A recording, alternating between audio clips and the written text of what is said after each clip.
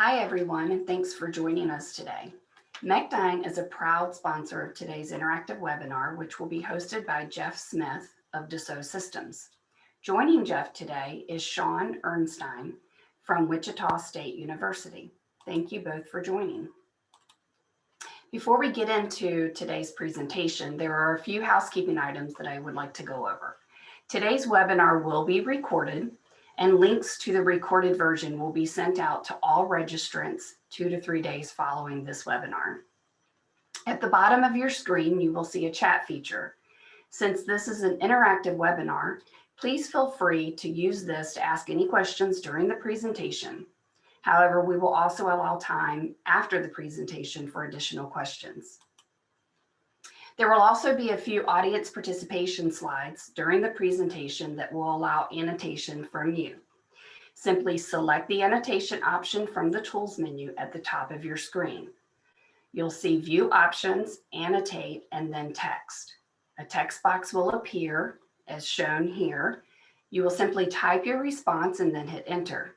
And then your response will appear directly on the presentation so that we can discuss. I just want to introduce Jeff Smith now before he gets into his presentation. Jeff Smith leads Dassault Systemes' global aerospace and defense strategy and innovation, which develops new ways of working with industry and academia to solve challenges in all aspects of the product lifecycle. In 2015, Jeff launched the 3D Experience Center network with the mission of accelerating advanced product development and manufacturing. The first center, in partnership with the Wichita State University National Institute for Aviation Research, located on the WSU Innovation Campus, opened in April of 2017. The second center opened in July of 2017 in Hamburg, Germany. With a career spanning 40 years, Jeff has led teams with his strategic and critical thinking in adopting and pioneering new business processes and product improvements to enhance affordability. Retiring after 28 years with Lockheed Martin, Jeff's roles have included everything from program leadership and management to enterprise-level processes and tools. Jeff, thanks so much for joining us today. And now I'll turn it over to you so that you can introduce Sean. Sean Ernstein, do you want to take a minute just to introduce yourself? Yeah, I'm Sean Ernstein. I'm the Director of Emerging Technologies and CAD/CAM at Wichita State's National Institute for Aviation Research. I oversee a lot of the labs that make up the 3D Experience Center, so I'm not going to read everything, so I think that's good. Okay, thanks, Sean. But we're partners in crime, so to speak. And so as we get into this presentation, we're going to actually disconnect our video just so it doesn't become a distraction based on the meeting. So we're going to jump into it here. So Kathy, can you still hear me okay? I can, yep. All right, so let's talk about our dialogue today.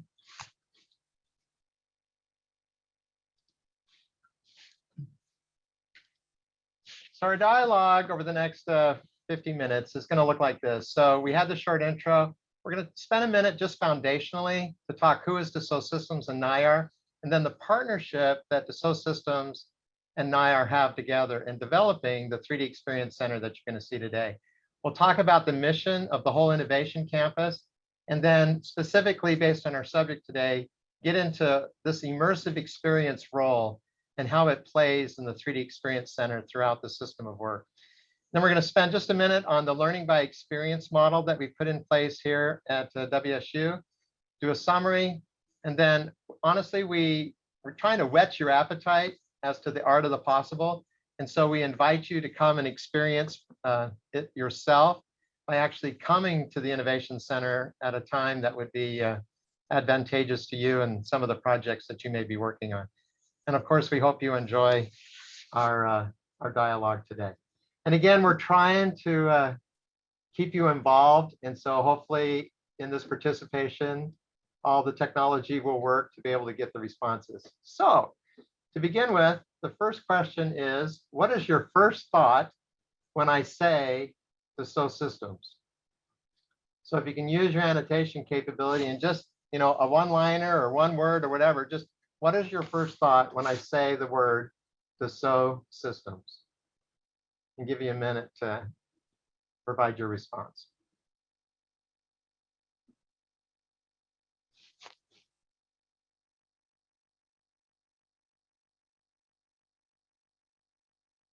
So Kathy, we're not seeing any responses yet. Right. So if everyone will just look up at the top of your screen where it says that you're viewing Sean's screen. Yes, thank you. Click view options and then annotate, and click the text box, and that's where you can type in. So we've got one answer, aerospace and defense. Okay, great. Here comes another one, I think. Katia. Great. Someone's actually going to write it out. Yeah, he's using the draw, but if you click text, you'll be able to type it in. But great, we can still see that. Perfect. Thank you. There comes some more. Great. Yeah. A foreign Dassault Systems. Yeah.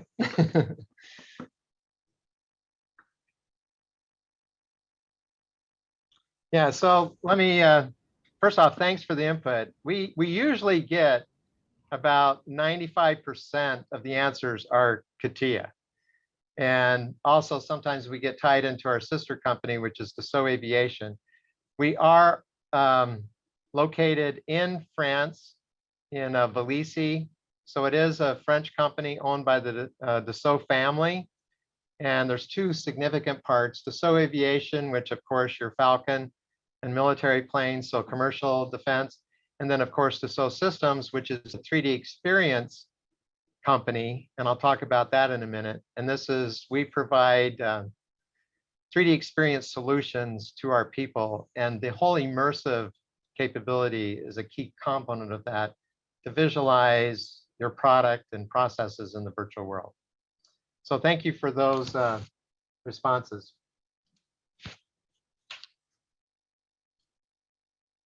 So our company, if you look at our mission based on our CEO, Bernard Charles, is all about sustainable innovation and harmonization of nature, product, and life. And you can see on this chart how big we are. And I happen to be fortunate to be able to be one of those 20,000 passionate people. So I really enjoy the opportunity to work for Bernard Charles. And from a Dassault Systems standpoint, I have the opportunity to lead aerospace and defense strategy, as well as innovation around the world, to support this purpose of Dassault Systems across the world. Our legacy, like every company, we're on a journey. And our journey actually started in 1981 with 3D design. And this is where we're representing the surface of things. So from an immersive perspective, it really does start having a model or a process that you can actually bring into the immersive world. And then the second part of our journey, which was about 3D DMU, so the digital mockup. And the whole digital mockup is to represent the entire complex system outside and inside. And again, so this is a very rich opportunity to leverage through the DMU immersive technologies. And then our third stage was all about the product lifecycle management, which is all about really the representation of time or the life cycle. And again, in immersive, being able to represent the entire life cycle of a system or product as it matures through its life cycle. And then finally, the fourth stage in 2012, we released what we call the 3D experience. And the 3D experience represents perception as well as annotation. And this is where we get into the virtual twin experience of that system or system of systems. And then finally, in 2020, we released what we called the virtual twin experience, and specifically with humans. So we spent a lot of our legacy developing products that humans use. We are now leveraging this technology to look inwardly at the human being, and now we are developing the virtual twin of a human being.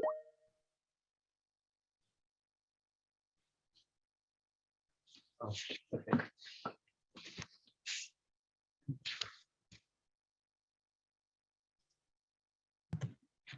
This is what we call the compass of the 3D experience platform. And the only comment I want to make here is you'll see that it's made up of 4 quadrants. And the first quadrant is all about social collaboration.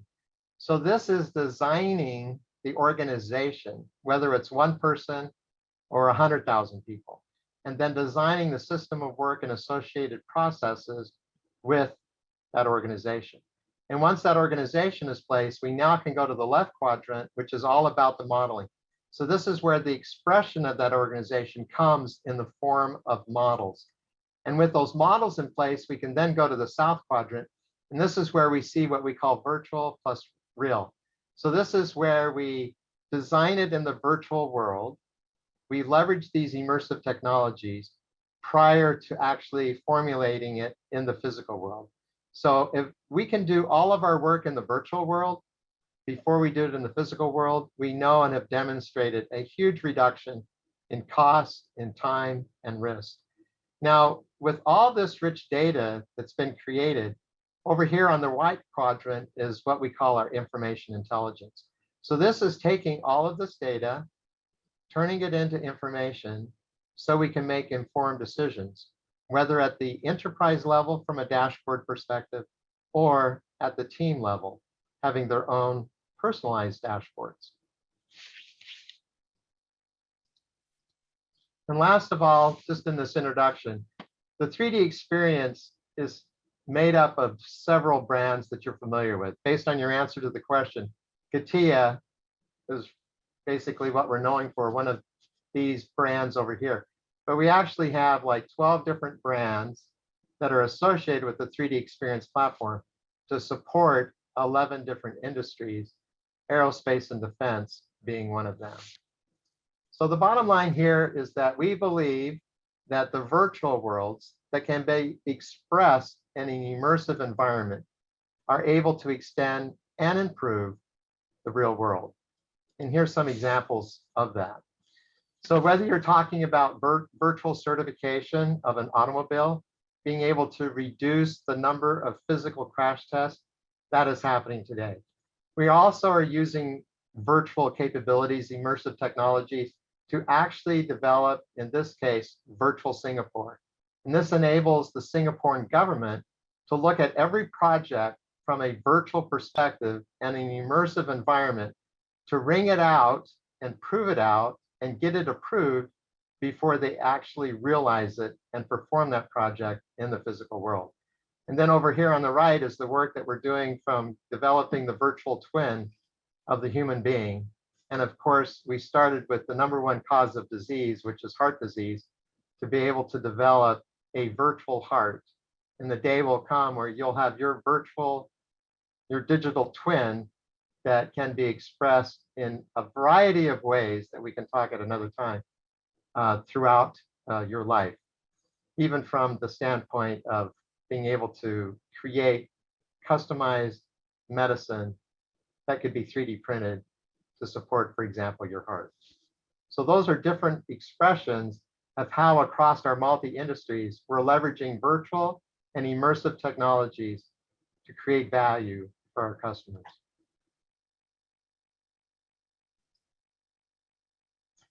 So enabling the future today.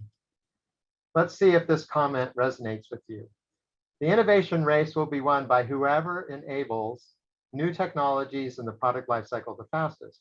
And the idea here is you'll see that I put quotes around new technologies because it's our belief that it's a synergistic blend between people, processes, tools, and products. And you have to be able to work all 4 synergistically together to be able to support your digital transformation. So let me ask a question.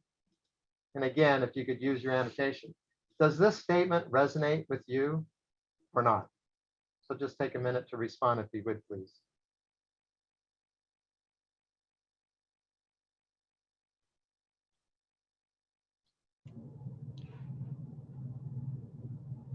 Aha, we got 1 rep, yes. Yeah, so again, just go to the top of your screen, click View Options, Annotate, and click the text. There you go. Great. Thank you. Absolutely does. Okay. So the whole idea of interacting with you today, and this is something new for perhaps all of us, to use this functionality to allow us to dialogue and collaborate together, even though we're remote and virtually. So based on that statement, everyone has their thought process about what digital transformation is. And again, this is just one view with 7 key strategies to accelerate from concept to takeoff through sustainment. So whether you're talking about model-based enterprise, where the model is the record of authority, or you're talking about atoms to systems, we believe that in this very rich virtual and immersive world, we actually can simulate at the atomistic level, for example, like material science, all the way through from a multi-scale perspective to the overall system or system of systems. And over on the right here, from a data-driven decision-making, we talked about how we could leverage big data analytics, artificial intelligence, and so on to help us with making those informed decisions based on that data, turning it into information to make informed decisions. And then future factory. The whole idea is that in an immersive environment, we can actually replicate the factory, or in this case, replicate what we call MRAM, our Multirobotic Advanced Manufacturing Cell, to be able to demonstrate how robotics and automation can influence the whole life cycle of that system. Virtual testing and experience. I honestly think this is one of the most important elements of leveraging immersive technologies. The ability, when you look at the system V, to bring the right side of the V, which is really where all the physical activity happens, bring the right side of the V into the left side of the V, and be able to do virtual testing, virtual certification in a very rich immersive environment in behalf of the project to make sure that the wheels don't fall off later on during manufacturing or even after the CDR. And then finally, supply chain. Like every company coming from Lockheed Martin, I mean, I'm going to say probably 80% plus was related to the supply chain. So making sure that the supply chain is fully embedded in this virtual world, taking advantage of these immersive technologies is important. And then finally, the whole ability to look at sustainment and the whole aftermarket different. And the idea is to bring these sustainment activities as early on in the conceptual development as possible, to be able to bring out how is it that we're going to sustain this system throughout its life cycle and be able to do that in the virtual world. So where can we bring the future into reality? So let me ask another question. Are you familiar with Wichita State University and the Innovation Campus? So again, a simple question to keep the dialogue going here.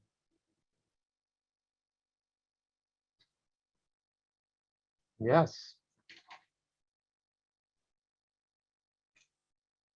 Do I have any no's? Yes.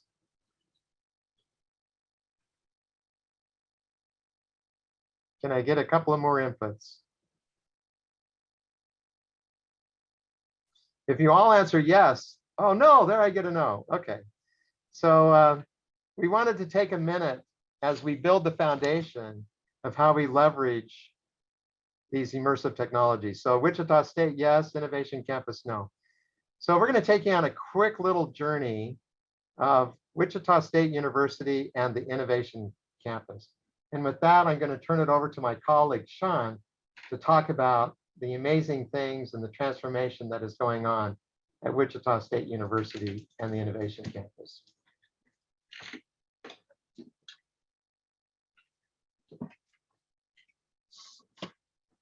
Welcome. This is Sean Erstein. So Wichita State University and the Innovation Campus. Let's go on to the next slide since we did an introduction. A lot of people wonder, what's in Wichita if you're not from the area. So here's just a little fact statement slide so you get an idea of why we have what we have here. It's the highest concentration of aerospace manufacturing employment in the nation. And of the largest metro areas, we're number one in what percentage of our jobs involve STEM. So we're very specialized in manufacturing, a lot of manufacturing here, but also in the STEM occupations. So seeing some of you are not familiar with the innovation campus portion of Wichita University, let's go over like the vision and the mission.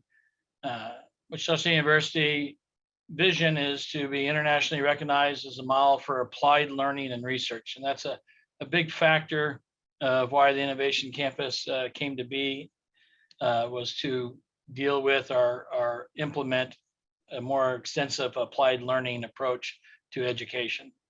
And of course, the mission of the university is to be not only educational and cultural, but also an economic driver for Kansas and the greater public good. So that's our focus here.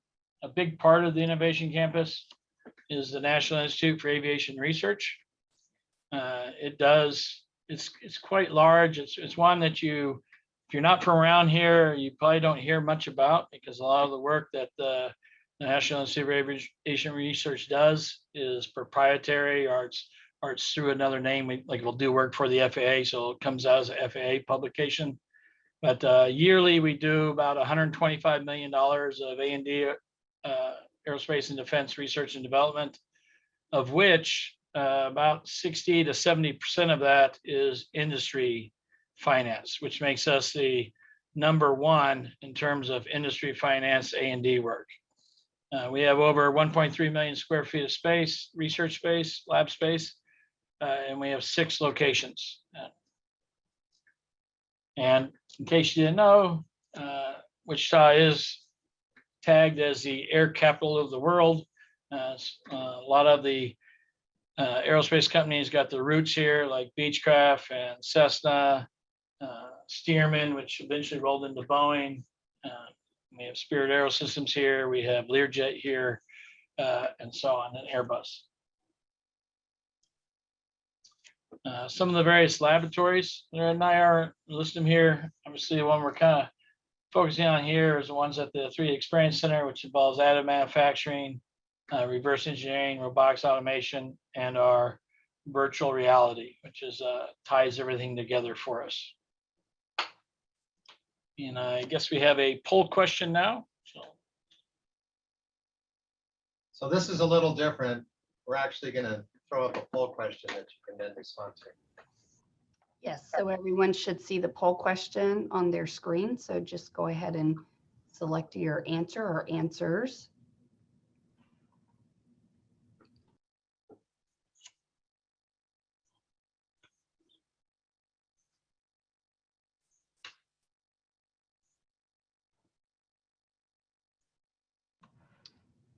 Okay, can everyone see the results? Jeff, can you see them? Yes. Yes, we can see them. Okay, great.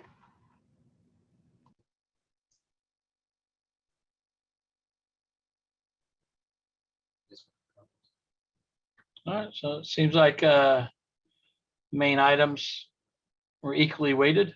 So we will move on.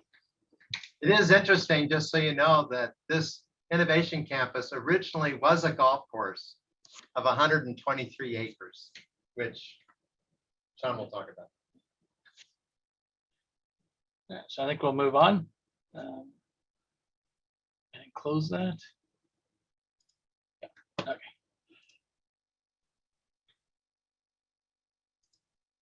So as Jeff mentioned, the university owned a golf course called Rayburn Golf Course, and it was about the same size as our main campus. That's right next to it. And we determined that we want to use that to build what we term our innovation campus. And so you'll see on the screen, all that area there used to be a 18-hole golf course. So for the golfers, that was disappointing, but for everyone else, we were pretty excited.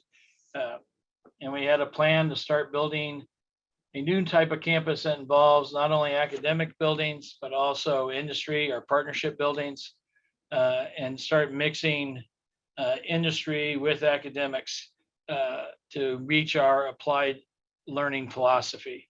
And so you can see kind of on the picture here, the solid yellow are all buildings that are already done. The slashed or the, what do you call that, the hatched buildings in yellow, those are partnership buildings that are completed. So in fact, Airbus is located here in 22 and 21. We have Spirit Aerosystems and Textron Aviation. 16 and eventually in 23 will be NetApp. And then over here, like number 5 on the upper middle, we actually have a agreement with the city and the county for law enforcement training. And so in that same building, we have the city and county law enforcement training, and we have our criminal justice department located there. So we're trying to mix in companies with our academics, and these companies all embrace the applied learning philosophy. So they utilize our students that are attending WSU as workers within their companies while they're going to school. So they get that applied learning, not only the classroom learning, but they get to that learning where they get to apply it to a company. And of course, within our own labs, like the Innovation Center or the 3D Experience Center, they get that experience as well. So where the 3D Experience Center is located is that bottom yellow building that looks kind of like a U shape with an extension off of it. That's what we call the Innovation Center, or what is now named the John Bardo Center. John Bardo was our president of the university that came in and kind of pushed forward the idea of making this innovation campus. And so the building was dedicated in his name. So it's now referred to as the John Bardo Center. And the John Bardo Center is home to the 3D Experience Center. And so the 3D Experience Center, I mentioned the labs earlier, but it has an additive manufacturing area, it has a reverse engineering inspection area. It has our robotics and automation where our MRAM cell is, our Multirobotics Advanced Manufacturing Center. And then we have our immersive technologies and motion capture area. And then Dassault Systems moved in at the end of the building. So it's all connected, and it's now referred to as the 3D Experience Center. And it's about 22,000 square feet. We also have these customer collaboration rooms, as you can see. These are so outside companies can come in and have access to all this technology and do sprint type projects within these rooms. We can lock those down respective to a particular company, and they'll have access to the various technologies that we offer in the 3D Experience Center. I think I'm going to go over here to a video. Yeah, let me make one comment. So when you think about this, if you look at the right, so if we're doing a project with our customer, we start in one of these customer collaboration rooms, and then we work from right to left. So we do the ideation, and then we take that ideation, and as we mature the product, we're leveraging this immersive technology with motion capture from a form, fit, and function perspective to create that digital twin in the virtual world. And then once we bring it out from a product and process standpoint, then we are able to leverage the physical world where we bring it into the future factory and leverage the other capabilities on the left side that Sean talked about. And what we wanted to do here is just whet your appetite with the 2.5-minute video. Hopefully you'll be able to hear the sound to just show you and demonstrate this ecosystem that we're developing or have developed.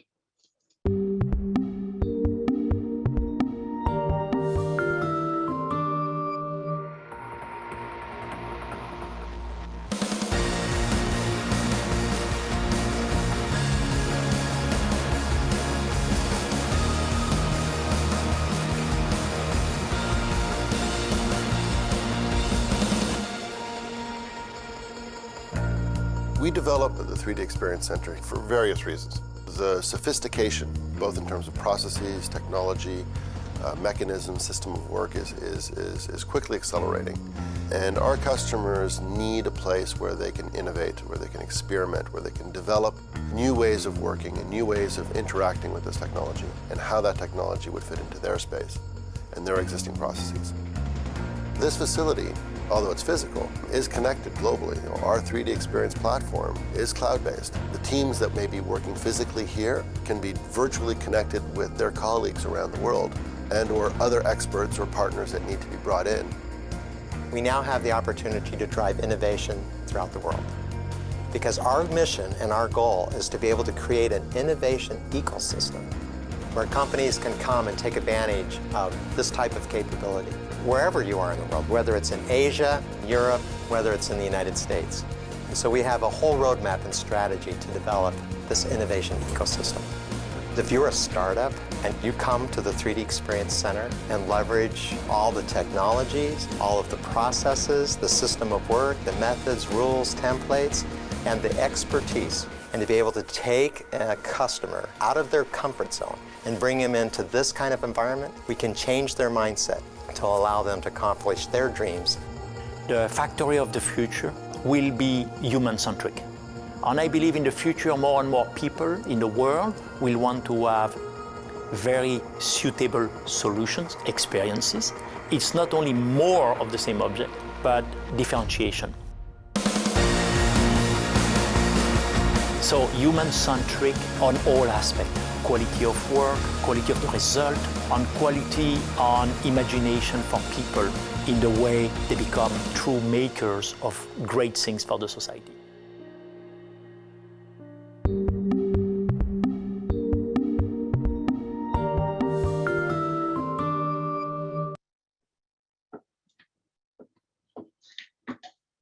So with that, if we go to the next chart, we wanted to just do a quick poll question. What did you learn about the WSU Innovation Campus and 3D Experience Center? So just to make sure that we're tracking with you and see what your responses are.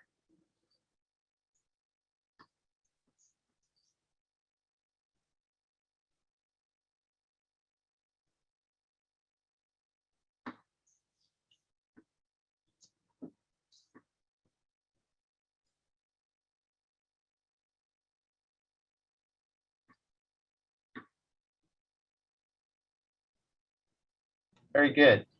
So I saw a couple of not sure there. I thought, oh no, we didn't do a very good job of explaining, but luckily we come back down to 0. So appreciate the responses and integration of technologies, processes, people, and products. So exactly right. This is what we're trying to do, is to bring together people, our customers, and their processes, but then show them what the art of the possible is based on an issue or an opportunity or a challenge they might be facing.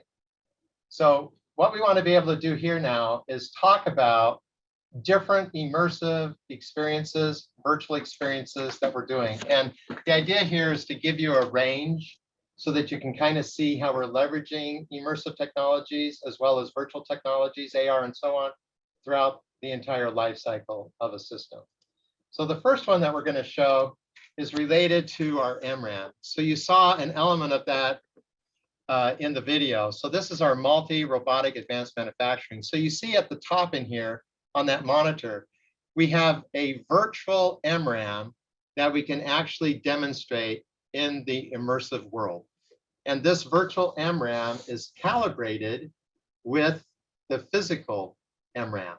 So now what we can do is we can bring a project in, and we can bring the immersive project, whether it's an airplane or a car or whatever that we're developing, and then we can bring that and integrate it with the immersive or the virtual MRAM in the immersive environment. And then we can start collaborating, and we can start wringing out the processes from a manufacturing perspective.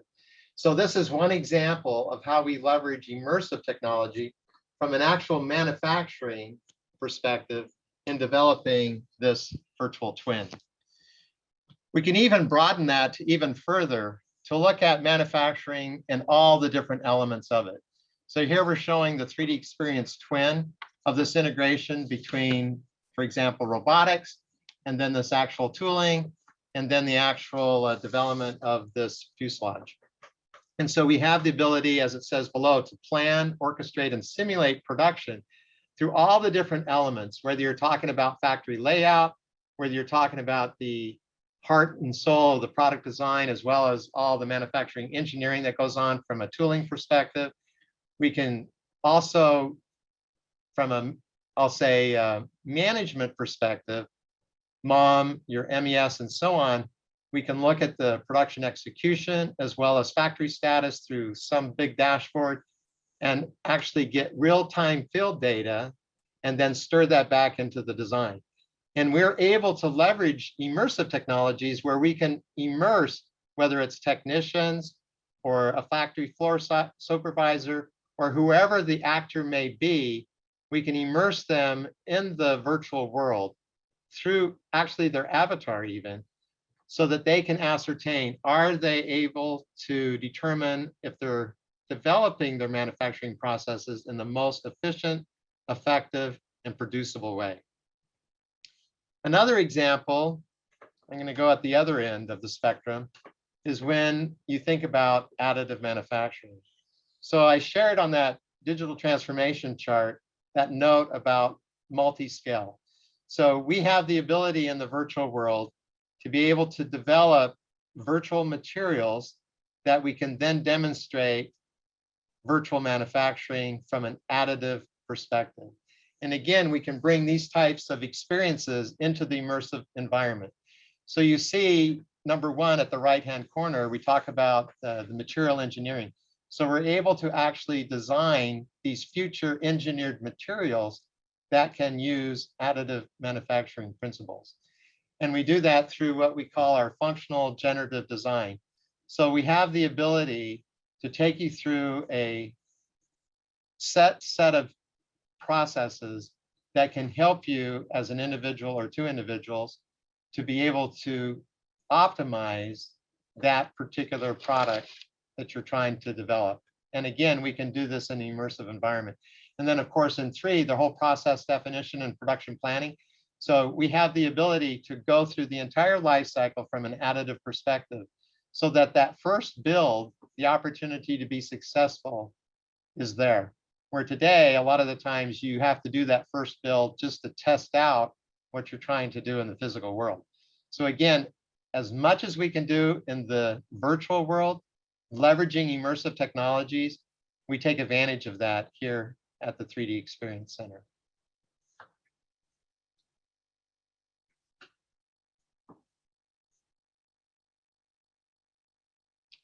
I can get my next chart to come up. Let's see. Okay, so here's another example. We actually, when we were doing the UAS project, and I'll talk more about that in a minute, we were actually using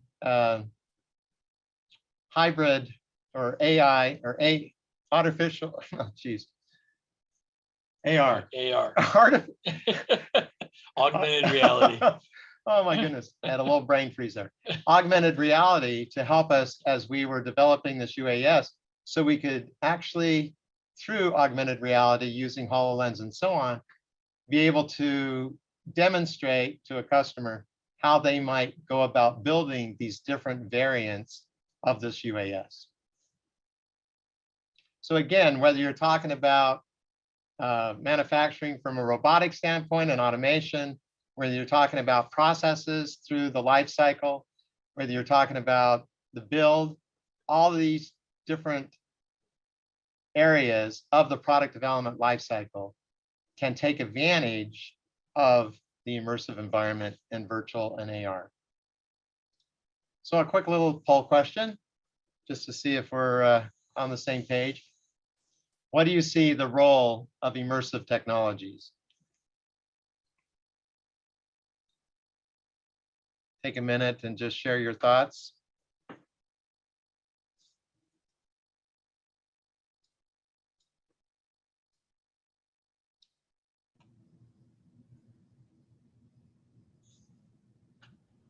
Okay, responses are coming in. Yeah, it's great. I love it. We're all getting better at using these kind of capabilities. These tools. So I like the middle one: mitigate risk, validate requirements, demonstrate mission, and certification virtually. Yeah, that's so important to make sure that the wheels don't fall off as you get downstream into the actual physical world of producing that system. So thank you very much. Okay, so let's continue the journey here. To summarize, what we wanted to do is just say, we have the opportunity to truly create exponential value for our customers by leveraging the richness of this innovation ecosystem that we put in place. And to summarize here, Wichita, being the air capital of the world, was a perfect place for us. This golf course and being able to replace it with the innovation campus was paramount to our success, and to leverage all the other NIAR labs that are scattered throughout the campus and the city.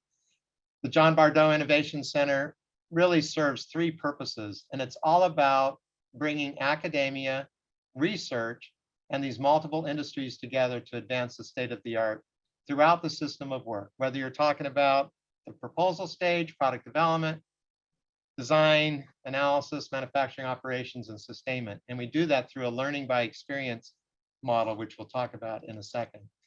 And so the 3D Experience Center, to summarize, enables customers like yourself to come and do research, to prove out processes, to do limited production, to bring out a challenge or an issue that you may be facing, taking advantage of all this rich technology. And you'll see some of the use cases down below to be able to support you in whatever work you would like to do, whether it's skunkworks type production or whatever it may be. And so we've leveraged these different use cases to do several projects at the Innovation Campus. And so with these building blocks that we've demonstrated today, we want to end with talking about some of the projects that we've done, leveraging these technologies and the realization that our customers have had. So the first one is related to the UAS project. This was a project that we did. It was a search and rescue project, unmanned aerial system, about a 13-foot wingspan. And the objectives of this UAS was first to demonstrate the capabilities of the center, to express the reality. Now, we didn't do it in 90 days because all of this capability was still in development at the time, but we wanted a project that we could claim that leveraged these technologies, even though they weren't integrated at the time. So we had this UAS vehicle to demonstrate at our grand opening in April of 2017. And the last thing there is we wanted students to be able to participate and have an amazing experience on a project like this. So again, search and rescue is about a 13-foot wingspan, 50 pounds with a 5-pound payload. It's hybrid propulsion, electric and gas, retractable landing gear, and again, CTOL and VTOL as well as hybrid. So we really tried to pull out all the stops and leverage some of composite technology, different additive manufacturing technology, and so on in the development of this. So I'm going to show just a quick little video, and we're kind of running out of time. This is another 2.5 video, and I'll probably talk to it just a bit. But here you see one of the customer collaboration rooms where teams come in to do work. And this was designed for 8 key people to take advantage of all these technologies. I believed at Lockheed that if I could handpick 8 key people and provide this type of environment, that you could take a 2 to 3 year life cycle and do it in 90 days. So here we're leaving the 3D Experience Center, and we're actually going to walk into the immersive environment. So this is our Immersive Lab, where we have a very large cave. I don't know if it's the largest anymore, but it's a very large flex cave that Mechdyne worked with Dassault Systemes and NIAR to be able to develop this capability throughout the 3D Experience Center. This is our checklist. So we're showing you kind of a representation in that immersive environment. Jeff Fisher is the director of that environment. And we're showing this UAS. We actually developed a scene in Colorado, an actual scene with all of the environment associated with that. And then we have the virtual environment with the virtual UAS. And then we had a virtual ground control with a virtual flight control. And we're demonstrating this all in the immersive environment. So now we're talking about not only just form and fit, but we're actually talking about function and the behavior of this UAS. So over here on the right wall, you can see at the top, we actually had the waypoints associated with the mission that this UAS was going to fly. And down below to the right there was the 3D Experience platform. So we actually lift off, we verify all of our parameters associated with our UAS from a virtual flight control standpoint. We're actually using the 3D experience platform to help fly this UAS on its search and rescue mission. So once we've demonstrated that all of our flight parameters are correct, we then transition to forward motion with our gas engine. And so now we're flying to the site, and we can actually fly autonomously or through human to go find and search and rescue of that individual. We also, through our different camera configurations, we're actually able to simulate an infrared experience. And you notice there, you saw just a little white figure. We found that individual that we were looking for. And in this case, we're demonstrating how we drop that 5-pound payload. We mark the coordinates where that individual is. So then we can officially, bring in some other type of rescue team to get them out. So the whole idea that we learned, and we did that all in the immersive environment, we actually found a problem with the mechanism in releasing that 5-pound payload, and we had to actually bump the UAS to get it released. So that was an opportunity for improvement in that design. This was our small team. We had an international team that developed this between NIAR, Dassault Systemes, and several students from WSU. And this gives you just an idea of that UAS. So this was, as I mentioned, 13-foot composite structure with several additive parts, being able to demonstrate the 3D experience center. This was the next project that we did. This was a project that we did with Airbus after we actually went live after our grand opening in April of 2017. And this was taking an idea that Airbus had of a thrust reverser. And with a team of 10 people, they came, and with that idea, they went from idea to full-scale functioning physical prototype in 84 days. So that really gave us credibility that we were on a path of success to be able to demonstrate how you could take a 2 to 3 year life cycle and do it in 90 days. And this was part of the Airbus team that participated in that project. And we really leveraged immersive technologies to not only do the design, but actually demonstrate in the immersive world all the behavior of this new thrust reverser. The last example is related to from a Department of Defense. As you know, or might be familiar, the DoD released the digital engineering strategy in June of 2018. And it's made up of 5 goals. And what we've demonstrated is how we can leverage the platform and immersive technologies to demonstrate this authoritative source of truth. And so one project that we're working on, which Sean is going to talk about, is related to the B-1 bomber. So with that, I'll just introduce it and throw it back to Sean. Yeah. So with the Department of Defense and the Air Force in particular, they have a need to help their sustainment effort of the B-1 bombers as that fleet shrinks, but we still need to keep them going because we don't have the new bombers ready to go to replace them. And so one of the issues is they only have the B-1 in a paper form.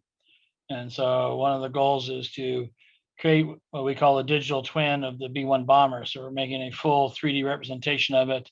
And then using that, we can do our FEM analysis. We can put that in an immersive world to do maintenance activities, to do tracking of on how to keep them operating and so on. So part of that is we had to get a physical asset here. So you can see in the lower left, that's the B-1 actually getting loaded up to head its way to get to Wichita, Kansas in our facility. In our facility, we tear it all down. We break it all down to these detailed parts. We clean those parts. We do some reverse engineering with that scan. We also have their paper drawings from the 60s and 70s that we use. And we build a 3D model, CAD model from that scan. And ultimately, we're able to make our FEA model. So we're using the 3D experience platform. This is basically going to allow them to keep like Jeff, I think, alluded to early on in the presentation, basically a living medical record of a B-1, and you can keep track of them by tail number. as you go through. So there's different things you can do with the virtual B1. We can do load, stress, fatigue, corrosion. We can do multi-physics applications. We can create prototypes to change it, to do enhancements to it, to do repairs. We can do that all virtually. And then when we have it mastered, then we can implement it physically. And so that's basically the goal of this particular project. And that leads us to the thought process of having digital continuity, right? You have the digital thread, you have the digital twin, and the digital orchestration, all on a single integrated digital environment. And so we want to get this. We have our physical asset, we have drawings, and we want to follow these processes to this digital environment to get it to from drawing to physical, but all in the virtual immersive world that we can work with. So we have that complete digital environment of this B1 that we can utilize. And then you end up with your digital twin. You can do your form, fit, function, and a number of other activities that you want to do, all again to gear this to help the sustainment effort of our bomber fleet. And the whole idea too is when you think about this, we'll be able to fly the mission, not just in the physical world, but we'll be able to fly the mission in the virtual world using our immersive technologies. And then we can match between the physical and virtual world based on the sensing that's going on with that airplane to make sure that we keep it mission ready to support our DoD needs. So then let's just wrap it up here with a poll question. So what did you learn about customer projects in the 3D Experience Center? So just a couple of making sure that we're still tied into you and our dialogue is moving forward. So poll question. Thank you, Kathy.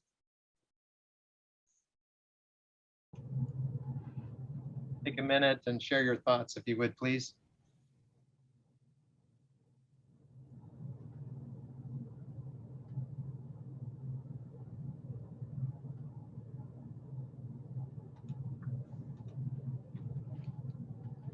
Yeah, I like it. Immersive technologies play a key role throughout the system lifecycle. I appreciate those inputs, 6 of 7.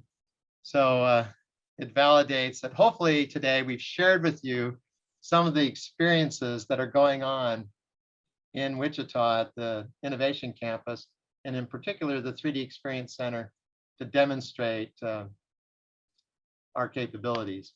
The last thing that we want to just share with you is that in this learning by experience model, or as NIAR would call it, applied learning, we have the opportunity to differentiate our students from other universities in this way. Everyone has a degree like a mechanical or aerospace degree, and in a classroom, that's where we gain knowledge. So that's pretty similar. We also, based on what's learned in the classroom from a knowledge perspective, they automatically can then afterwards go after to one of the labs. And this is where the hands-on or the know-how takes place. And several universities have that. What I think differentiates WSU and the Innovation Campus is the third piece, by having partners that are on the campus themselves. So just think about it. A student can go to class in the morning, gain knowledge, go to a lab mid-afternoon to do the know-how, and then actually experience all this by working with one of the partners on the Innovation Campus. And you think about doing that over 4 years. So they actually have a 4-year, think about it, mentorship, internship. So they graduate with this learning by experience model, which really can indeed differentiate them and give them a leg up as they move into their job opportunity. So in summary, hopefully we've been able to convey that this transformative strategy that we put together is in place, and it's there to be able to accelerate innovation as a catalyst to transformation. What we've shared with you is this 3D Experience Center, which allows you as a customer to come and prototype your issues, your concepts, and ring out processes, business case, and so on. And the virtual twin experience really does indeed take an advantage of all these capabilities in the immersive world, improve the real world. And last of all, we have the opportunity to educate through these technologies the next generation workforce of the future. So we'd like to extend an invitation to all of you to come and experience the Innovation Campus and actually do a project here and partner with us as we innovate the future now. And in closing, I'd just like to say with one of my dear friends, whether you believe you can do something or not, you are probably right. And by coming here and experiencing it for yourself, I think I can almost guarantee that you'll have an aha experience. So we appreciate your time today. Hopefully it's been informative, and hopefully your curiosity might be inspired to come and experience it yourself. And with that, I'll turn it back over to Kathy. Great. Thank you so much, both to Jeff and to Sean. Very informative. And we did have one question that came in. We're right at the hour, but if you could just answer this question for us, that would be great. So the question was, were there any lessons learned, or would you do anything differently in setting up the 3D Experience Center? Yeah, I wish I would have had more room. I mean, what we've noticed is we've expanded so rapidly. We had no idea that we would reach a point so quickly where we actually needed more room. And even though we designed it to be able to do multiple projects at any one time, what we found is that the distinction between doing a tour and doing a project, we've had some collisions, so to speak. And so we're constantly trying to figure out how can we keep tours going, but at the same time, satisfy all the requirements of the various projects that are ongoing throughout the 3D Experience Center. Sean? Awesome. Great. Yeah, Sean, did you have anything? No, I mean, we're pretty happy with our setup, and we're pretty happy with the technology we brought in and the synergy we get amongst them.